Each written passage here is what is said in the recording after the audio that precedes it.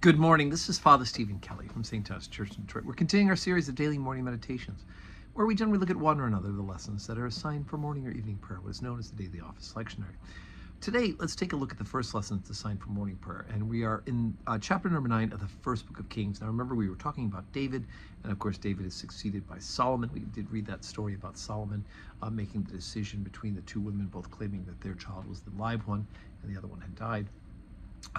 But one of the things that David wanted to do was to build a house for the Lord. In other words, to build the temple.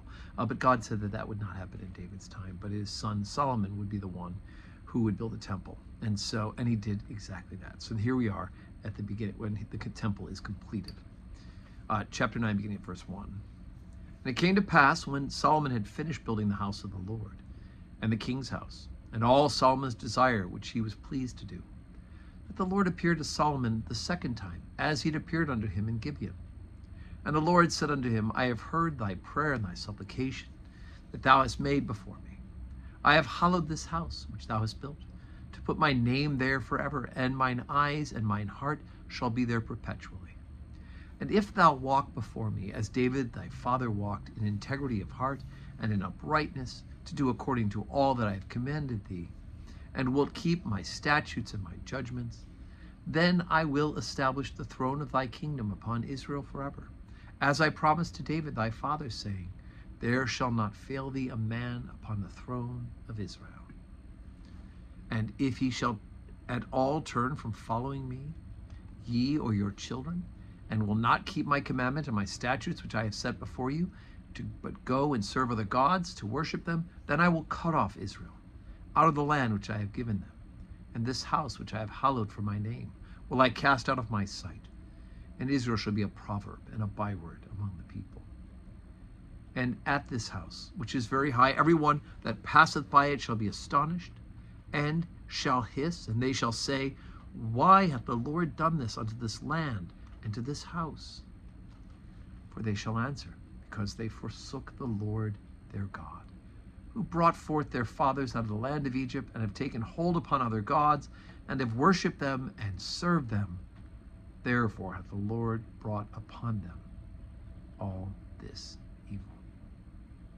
Okay, so we start out with the good news that the house is built, right? The temple of the Lord is now built.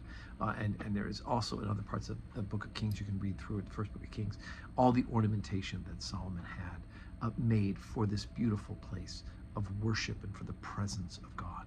But it comes with a warning. God says that as long as the people follow me and your successors follow me, there shall sit an heir on the throne. And ultimately the end of the dynasty will be Jesus Christ himself, who is an heir of David through Solomon.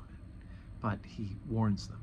He warns Solomon that if they are not faithful, if they turn and worship other gods, then the house of Israel will be taken away, that this temple will be destroyed. And we do know that in fact this temple was destroyed.